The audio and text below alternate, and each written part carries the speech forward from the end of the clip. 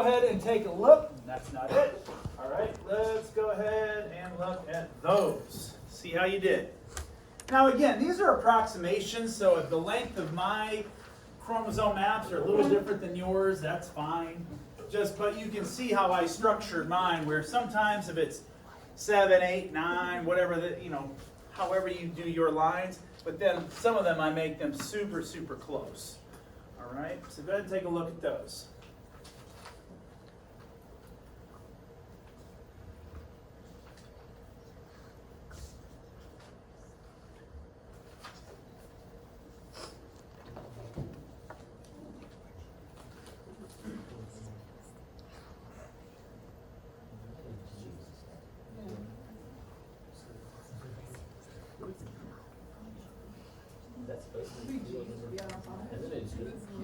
Which one?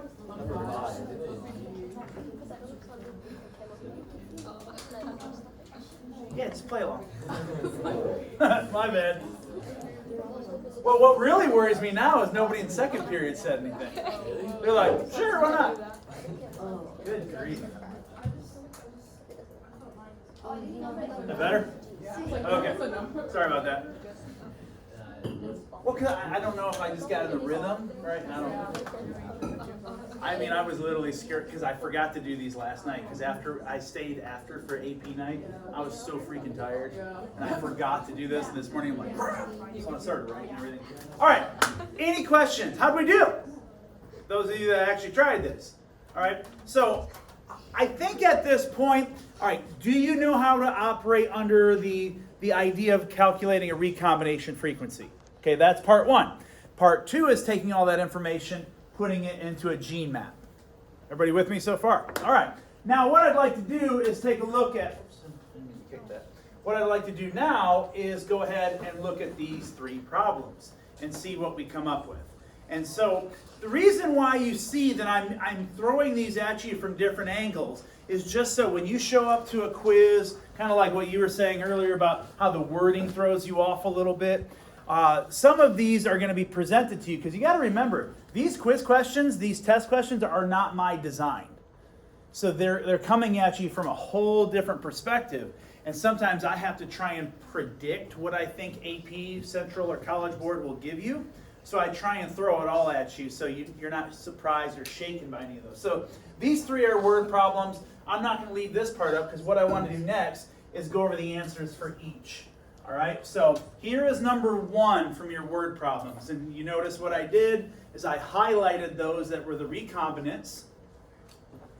And then I just ran our calculations as we showed yesterday, or Tuesday I should say.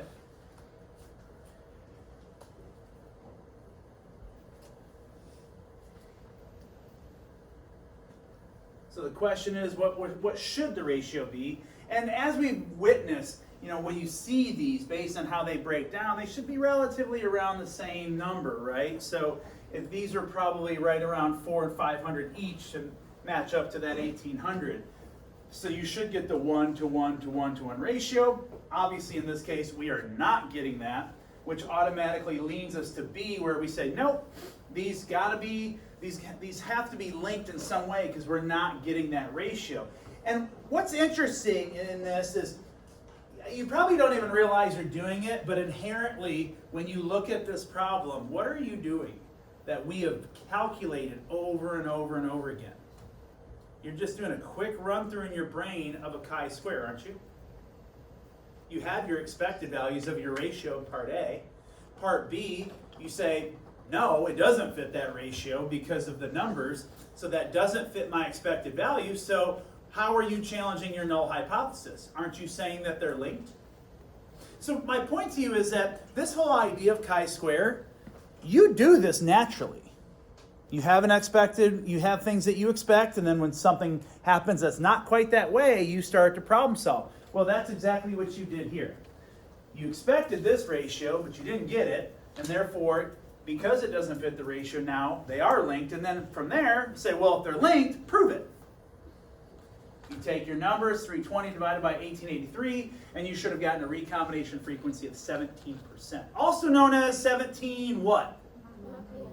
Map units or Centimorgans, all right? That just sounds cooler. You got to give the guy props, all right? Did a lot of good work, all right? So centimorgans, very, very good. Any questions on number 1? Yes, sir. Wait, so if it was non-linked, then it would be 50%? Well, in these, the way these set up, usually, kind of like if I were to fast forward to this one to answer your question, see how these kind of fall into a 1-to-1-to-1-to-1 ratio? That's usually how they'll end up, all right? So in that's where we operate under the 1-to-1-to-1, okay? And the reason why is because the original parents are all purebreds. That's why we do it that way. Now, if they're all dihybrids, then that number would go to your 50%, right? So let's look at number 2. Same thing. Now, how many of you, when you looked at number 2, you automatically, without even really doing the numbers, you immediately thought that these were not going to be linked? All right, you should have. Because as soon as you see those numbers basically the same, that's going to give you insights to the fact that those are not linked because it does fit your expected 1-to-1-to-1-to-1 ratio. And then from there, you say, well, okay, prove it. If you say they're not linked, well, it should be 50%. So we take our recombinants, divide by 1880, and you get roughly 50%. So the only difference in these problems is just set up as a word problem rather than just giving you the numbers. You got to do a couple extra steps before that to obtain those numbers. All right, any questions on number 2? No? All right, let's go to number 3 now. Last one, pretty much the same setup. So we see the numbers obviously deviate. And so in this one, you know, when we say, well, what's the ratio because they're dihybrids, now it's going back to your question, because they're dihybrids, now it's 50%. So those ratios are often predicated on what the original parents would be. So if they say they're dihybrids, you should get that 50-50. All right. Whereas now we see down here, well, they're not linked. So we calculate the recombination frequency at 30. And so obviously they're going to be linked together. Here's the question that I keep getting, and I want to address it, is what if you're doing a problem and your recombination frequencies are 25, 30, 35%? You know, those are pretty big, so does that mean they're not linked? I would tell you this, all right, and this is how, err on the side of caution. I always tell students anything 42 or 43 or higher, they're probably not linked. All right, but 42 or lower, it's safe to say that they're going to be linked together. All right, that's just kind of a good kind of separating point because I don't want people confused. Like, well, I don't know, is it? Because a lot of people were probably questioning the 30%. Okay, but that's still you're still recombining 30% of the time, which is pretty high. All right. Okay. How do we do on these? Pretty good. What's our confidence level going into this weekend's quiz? Pretty, like thumbs up, kind of halfway. Well, here's where we're going to really test our mettle and see if we understand this. Let's turn to this one. All right.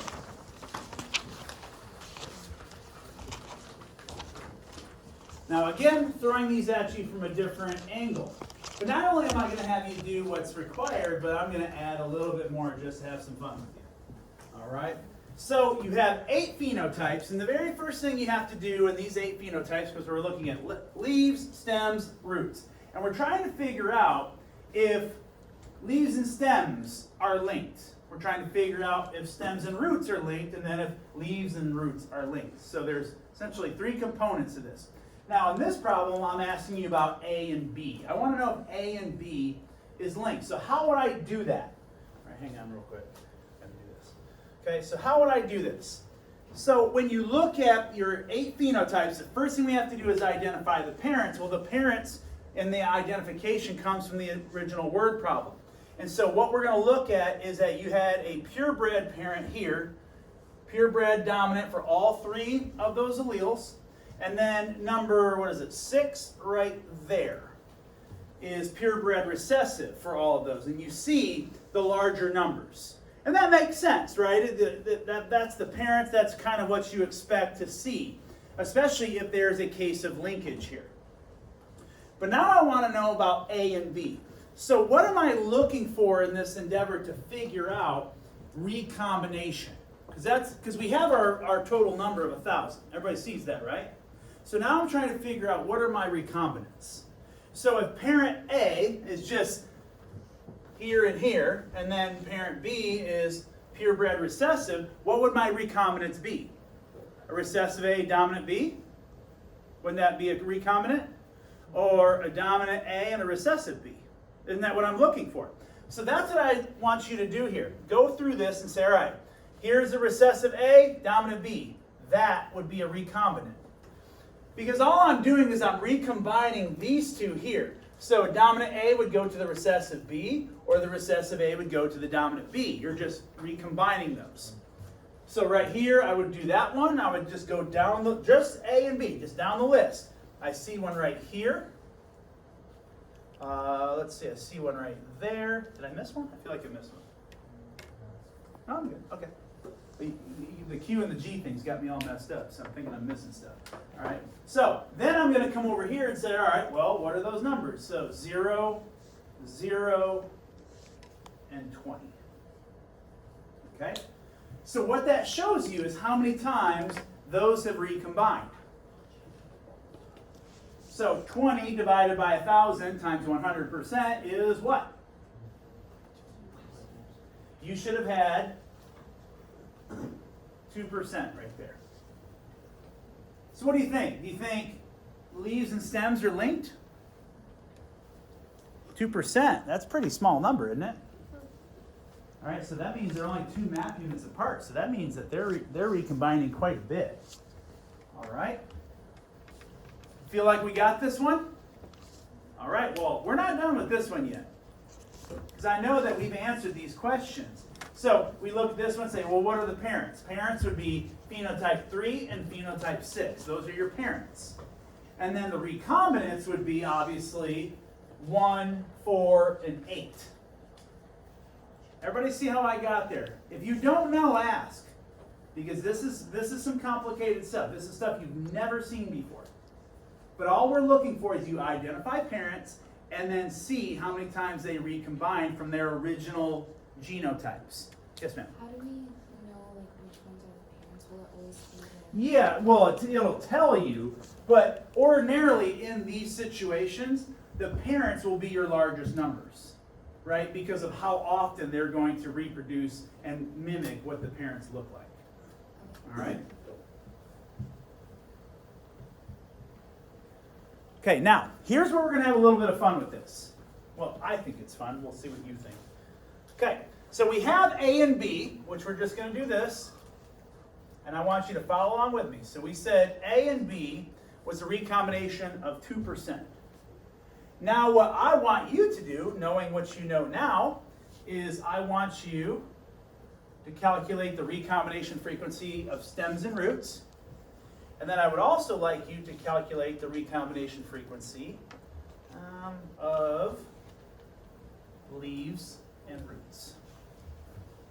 And then when you're done, whoa, we're not done yet. And when you're done calculating those, I want you to build me a gene map showing this. Ready, go.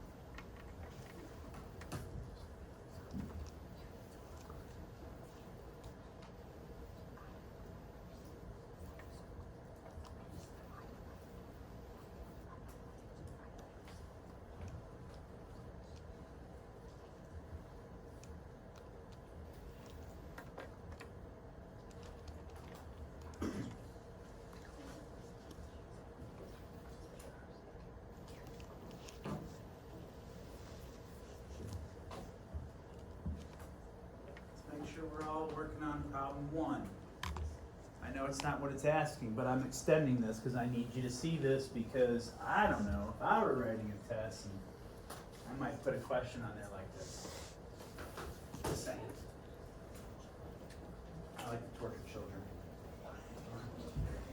Wake up and how can I make them miserable? How am I doing so far? Pretty good? Yeah, all right. I like to be good at my job, you know?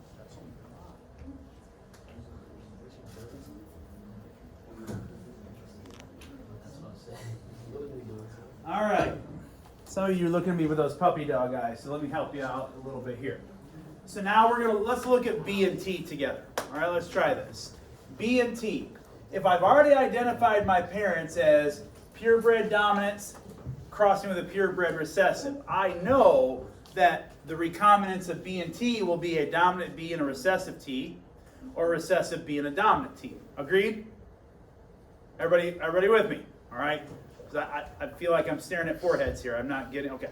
So now what I'm going to do is I'm going to say, all right, there's my dominant B, recessive T. I'm going to circle that one. Same thing here. Recessive B, dominant T. Those are pure. Okay, there's another one right there. There's another one right there. And last one right here. Now I come over here and I circle the numbers. Well, all right, there's that one, that one, that one, that one, and that one. All right, and let me do this. There we go. Just so there's no confusion. Okay, now go ahead and add those up. Divide by 1,000 and times it by 100%. And what do we get? Should have got 10.5. Is that what everybody got? Okay, so this is 10.5%, or 10 and a half math units. So far, which two are the closest together? A and B, right? And then we'll say, all right, well, B and T are 10 and a half. Well, now we need to figure out leaves and roots. So go ahead and do that one real quick for me. And then once you're done and you have all 3 recombination frequencies, go ahead and draw a chromosome map for me.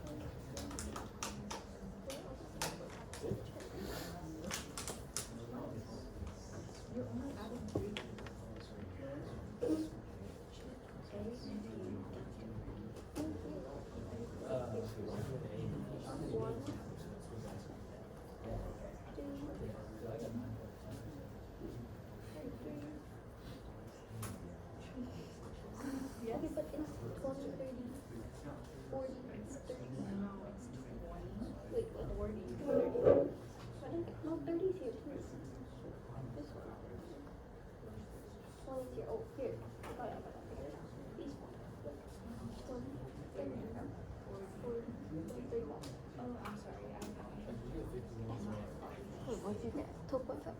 That's like part. Do you know what letters to put? Or do you just put that? I was thinking like that.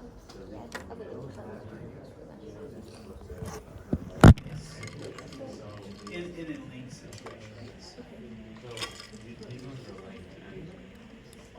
Are the circled ones, are those the recombinants? Yes. Because if they're linked, they're not going to recombine. They're all going to travel. That's the whole point of linkage. That's why you're getting these large numbers more, because A, how often is that dominant A going to be recombined with a recessive T? And that's your recombined, so that's what we're looking for here. So recessive A, dominant T. Dominant A, recessive T. So you're just looking for the opposite of what the original parents were. And then here we circle those up, and then you get 12.5%. And then if you were like me, you'd say, okay, well, now I'm just going to draw my chromosome map, and what do we get? Which ones did you put closer together? Right. So regardless, but what are my bookends here? Right. So I'll go A, this will be T over here, and then because B and A are only 2 apart, I'll do this. Is that what everybody got? All right. So now we know how to do this. I'm so glad to hear that. Go ahead and do the second one for me. Same thing. Ready, go!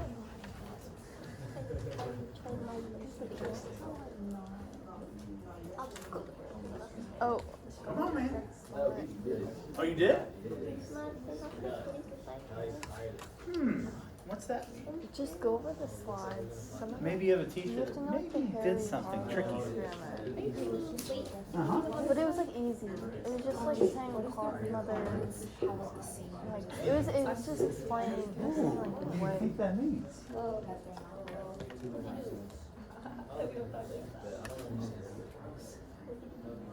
All I'm going to tell you right now is go with that feeling. I think that's a good start.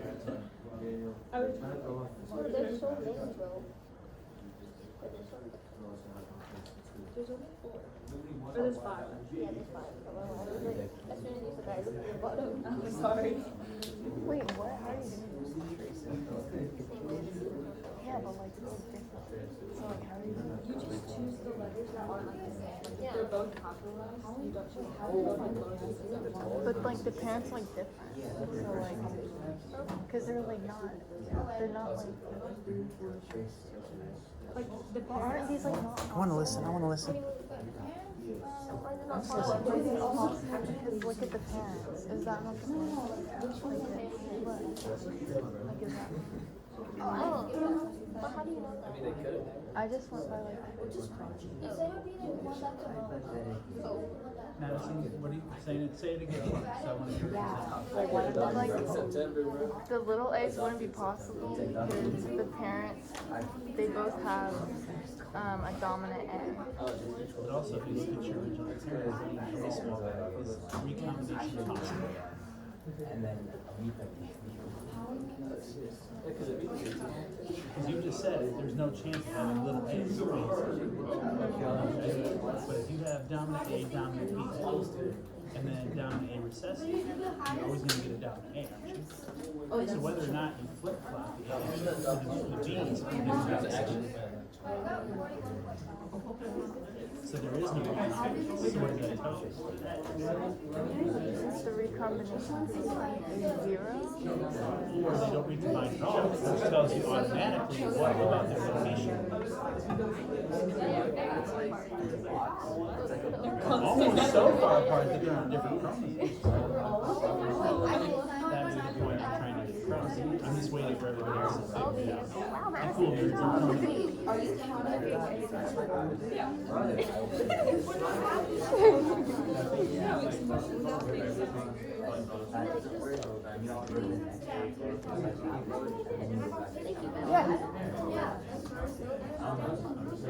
The first thing we need. He just wants to know which of the parents.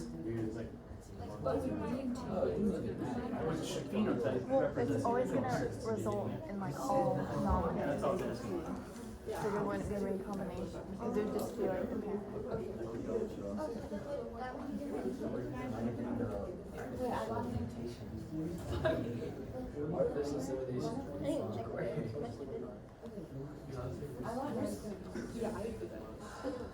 You guys figured it out yet? Because for B, like they're both different. For B, like they're both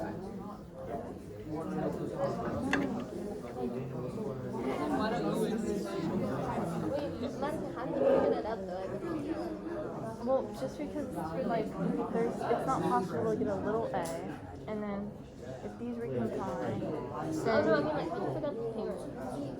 oh, because it's just like the large numbers. That just means that like most of the options. That's just like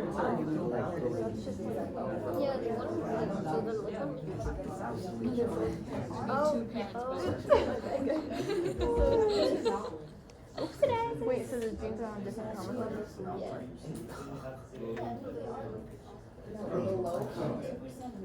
No, oh, I understand what you're saying because the B little means are like further. Why would you? The A will always stop. Well, yeah, the A is always going to be stay the same, and then if the B and the little b recombine, then it's always going to be a dominant So B. no matter what, there's no domination because even though the B and the T can change, the A doesn't. Because it doesn't. Well, the B and the T just stay as the one of the original parents. Wait, if no, Yeah. it can never get it. Okay. Because like of the recessive alleles from the other. Oh wait, but if they're on different chromosomes, can't they? That's what I was thinking. Can't they recombine? Because the two kids are on different chromosomes. It's like the between the kids. There is no recombine. Here's the deal. Yes, you guys know me well enough by now. I had to have my fun with you, and I threw a wrinkle at you to see if you'd pick up on it. Some of you did, and some of you just like a stop sign just blew right through that thing. All right, and just kept hard charging. And this is why I do these things, to make you pay attention to the details, because I show you how to do one, and then you're like, oh, that's how I do all of them. And then you just put your head down and you're moving forward. You have to look at what we're trying to figure out. We're trying to figure out is A and B linked, B and T, and then obviously A and T. So the first thing we do is we identify the genotypes of the parents. So you have all dominants here, and then you have a dominant A, recessive B, recessive T. Right? So let's look at A and B first. Did anybody figure out the problem with A and B? What's that? Well, yeah, so this is kind of what we've been dealing with, right? Is if you have a purebred and a hybrid, what's your outcome? 50-50. But will your offspring look any different than your original parents when it comes to leaves and stems? Yes or no? No. So because both the original parents are dominant A's, are these recessive A's at all possible? No, right? We've been operating, this is genetics 101. So all of those little A's don't even matter. So what we know is because this is dominant A, that's dominant A, this is recessive B, this is dominant A, what if they switch? Wouldn't that give us the same phenotype? Right? A dominant A and a dominant B, or dominant A, recessive B. Whether those B's flip-flop, they're still the same. So that doesn't count towards recombination. So what's the recombination percentage here? Well, when you calculate it, the number's above 50, isn't it? So when we look at this, what's that automatically tell you about these? That they are on different chromosomes. All right? So when you looked at it, you said, well, there's really no recombination phenotypes that are going to present themselves, so that automatically tells you that they are on completely different chromosomes. Well, what did you find out about B and T? Are those on the same chromosome? What were their recombination frequencies? What was it? 9.5? Is that what everybody else got? Okay, so we can agree that B and T are on the same chromosome, 9.5 map units apart, or centimorgans. But we can also agree that A is probably not on that chromosome. Agreed? Because these are linked, but these two are not. So therefore, that puts A on a completely different chromosome. Does that mean that I did that to you? A little bit. We could argue that. That's debatable. But I wanted you to see that. So, because some of you didn't even really pay attention to the genotypes, you just flew right past it. But if you got the numbers, didn't the number give you a little like, that's weird? Because what was it above? 50%. All right? So, and we know that that's because our max is 50%. So if it goes above that, there's something definitely wrong with this. And so, yeah, I have my fun with you, and I finagled this a little bit just to get you to pay attention to that.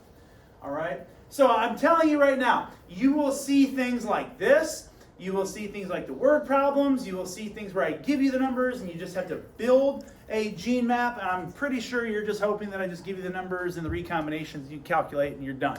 All right, so you're going to have one where they're simple, and then we build to the bigger aspects here like we did there. So overall, pretty nice job. All right, I know that's a challenging problem, but some of you handled it very, very well. All right, so we have about 45, 50-ish minutes left. So at this point, what I'd like to do is give you all the option.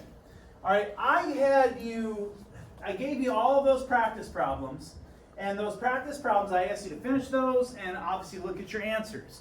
We can do this one of two ways. I can give you 25, 30 minutes to look them over, work through them, and then I can come back to the front of the room and say, which ones do you have questions on? Or I could take it from here where I can point out all the ones that traditionally people struggle with and show you how to do them. Which one do you want me to do? The second, you want me to just take you through them and show you? Okay, let's do that. All right, so get out your practice problems for me. Everybody look at problem number 2. Kind of looks familiar because you had this on your quiz the other day. One of the big things that we're going to see in your test, and I guess I should tell you this, and maybe I forgot to tell you this. Stop me if I've already told you this. I can't remember who I told, so I'm just going to say it again.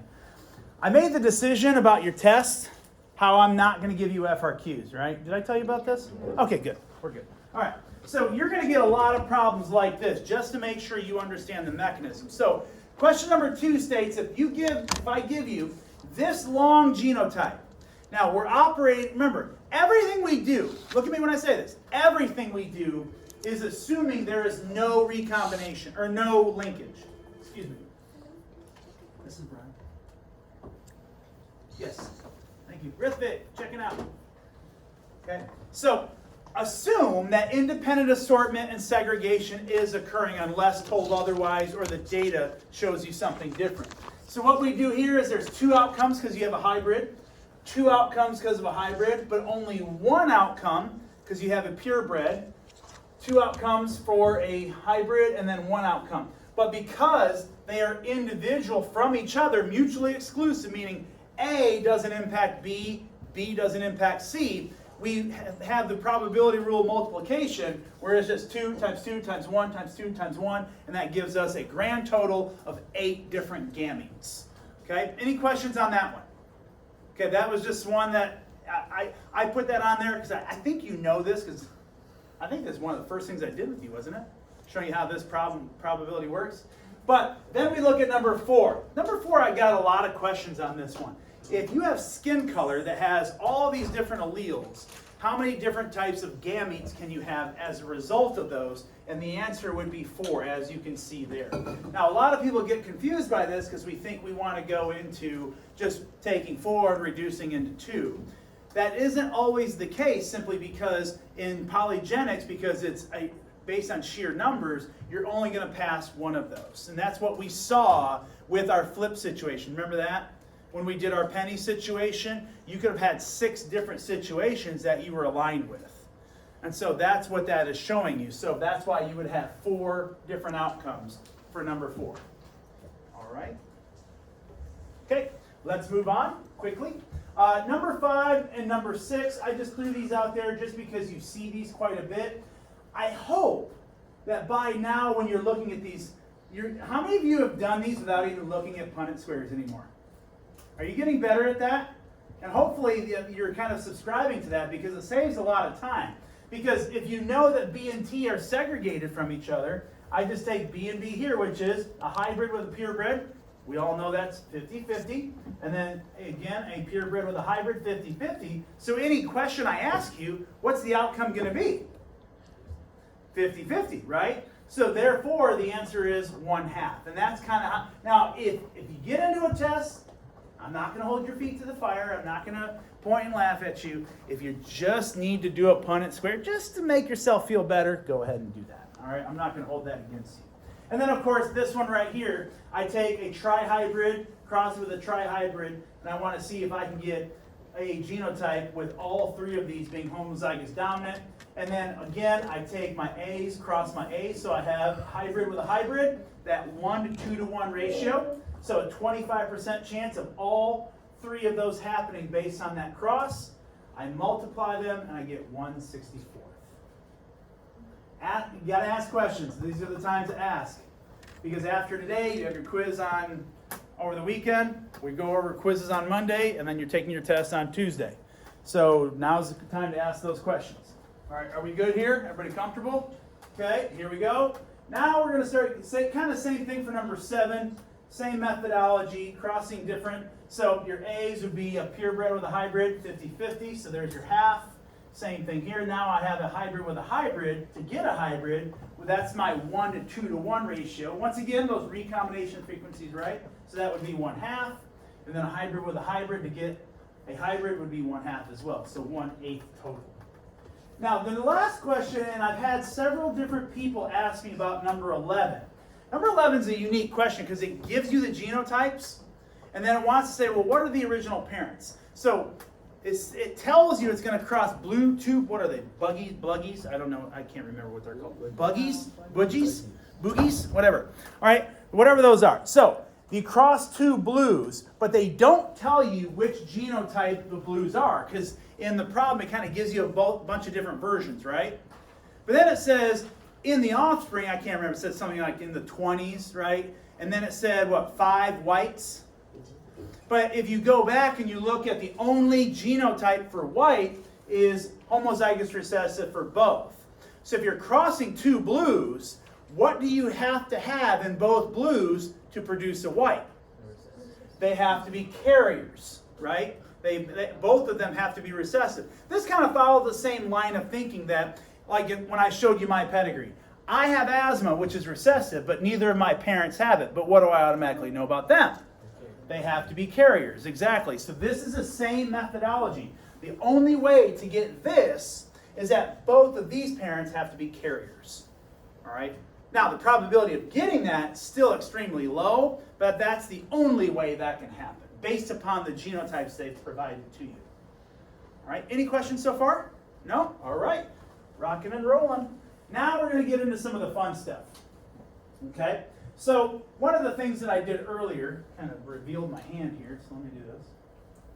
All right, so one of the things that we look at, now we're looking at sex-linked traits. And this is where I introduced to you the term hemizygous, meaning that males only have to have one of the alleles to demonstrate that trait, whereas females, if they're demonstrating that trait solely, both of the X chromosomes have to demonstrate that allele. So you have a black female, which is why I signified both of our X chromosomes with that black allele, and then you have an orange male. And it wants to know, if I cross an orange male with a black female, what should I get? Now you just do your FOIL method as I've been showing you, as always, and then this is what you get. So all of your females will be tortoiseshell. Now how do we know that? Because if it's a female, what's dad providing? The orange allele, right? Because if dad is the one that determines the gender, so dad's either going to pass the orange allele or the Y. So if you're making a female, the female's always going to get the orange allele from dad. And if mom is a purebred for black, she's always going to give the black allele. So now all of your females are 100% tortoiseshell. Okay? And then your males, same thing. Dad's always going to give the Y, and mom's always going to give the black. So what are you going to get out of all of your males? You'll get 100% black. Then from here, what we could do is we could make kind of what I had up there earlier. We could just do a prediction. So I could do something like this. So I have a female, a male, another female, and then another male. And I could say, what's the probability of this female being tortoiseshell, this male being black, this female being tortoiseshell, and this male being orange?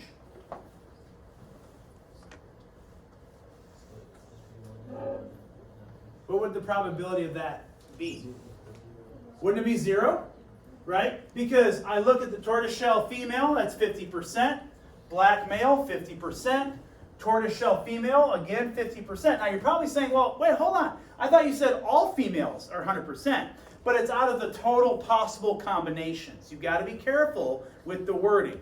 So all of these would be 1/2, but I get to the orange male, that is not a possibility, so times anything by 0, you get a big fat 0. All right, so the probability of that happening is 0. Any questions on that one? We're seeing how we set these up. So you notice, no matter what problem I give you, I can always put it into a probability question. And I'm going to do that to you. I'm just telling you that right now. So you have to not only solve this component, but if I give you scenarios saying, what's the probability of this happening? You should be able to calculate those from these numbers. All right, let's go to number 14. Number 14, kind of the same methodology. It wants to know, you have a colorblind male, and it wants to know what are the possibilities or the genotypes of the parents. Well, if it's a colorblind male, you know that the Y is coming from dad, right there. So therefore, what do you automatically know about mom if the problem says that she was normal vision? She's got to be a carrier, because that's the only way you're going to get a colorblind male. So mom donates that colorblind allele, and all of your sons in this, well, not all of them, but in this case, that would be the genotype. But would all of your sons be colorblind? Right, it would be a 50% chance. What's the percent chance that all of your daughters would be colorblind? 0, right? Because dad's going to donate this X, and then obviously here, you don't have enough, because since dad's not colorblind, there's no way that the females will be colorblind at all. So all of your females will be normal vision, and then your males will be 50-50. All right? And then number 15 was a challenging one. So let's walk through this one. Number 15 says you have an achondroplasic dwarf man that is an autosomal dominant trait. But why did they tell you that his dad was 6 feet tall? What's that? Yeah, so they want you to know that he is a carrier. So that's why I signified him with a heterozygous letter D. Then he is normal vision, so just normal XY. Then you have the female, which would be, they say that she's normal height, but then both parents are normal height, or I think they use the word average, normal, tomato, tomato. So then I would make her homozygous dominant, but she was colorblind. So then we want to know, I take this, and all I did is I took this purebred or hybrid for both. You have 4 outcomes here. And then right here, you only have 1 outcome. So the female is always going to give normal height in the colorblind gene. Whereas the male can give kind of all sorts of them except for the colorblind gene. So I could ask you this. What's the probability that you could have a male dwarf that's colorblind from that cross? So what's the probability of all of your offspring would be a male colorblind dwarf? What's the probability of that happening? What's that? Wouldn't it be 25%? So listen to my words though. This is where it gets confusing to people. Because if I look at this, homozygous dominant here, that means tall, right? Normal height. What is she? It's a woman, right? So we know that this is a woman. Colorblind or normal? So this would be normal and normal. Then here, so that would be a male. Okay, so that would be normal height. And what do you know about vision? Colorblind. Then same thing here. So now I have a female that is now a dwarf, but colorblind or normal? Normal. And then same thing down here. I have a male that is going to be a dwarf and colorblind. So now I'm going to ask you, listen to my words. What percentage of your children will be male colorblind dwarfs? 25%. What percentage of your sons will be colorblind dwarfs? 25%. What is it? 25%. Sons. Only sons. Wouldn't it be 50? Right? So that's what I was telling you the other day. You have to be careful with how these are based on the probabilities. So now if I go over here, check this one out. Okay, let me change this a little bit. So this is exactly what I was telling you earlier. Now watch how I do this. You know, they say, well, you got dwarfs and colorblind. Yes, go ahead. Isn't dwarfism dominant? Yeah. Yeah. So, oh, did I say that wrong? Was I getting those? Yeah. Right. So yeah, I just got those backwards, but you know what I'm saying, right? Because it was an autosomal dominant. So the point is that sometimes in this case, because he was going to be short, he was dwarf, but dad was taller, that's where the dominant allele came from, because it was an autosomal dominant trait. So because that is there, now however you wanted to set that up, you're still going to get the same outcomes. All right, however those letters work. And sometimes people will use different letters. However you decide to use those is totally up to you. All right? But even in this case, you could still do the probabilities based off of those, meaning what's the probability that child 1 is a female, colorblind dwarf, so on and so forth. So it's all about how you set up the problem. And I believe that's my last one. Yes. Okay. So, what questions do you have for me at this point? Anything about your quiz, about your test, anything?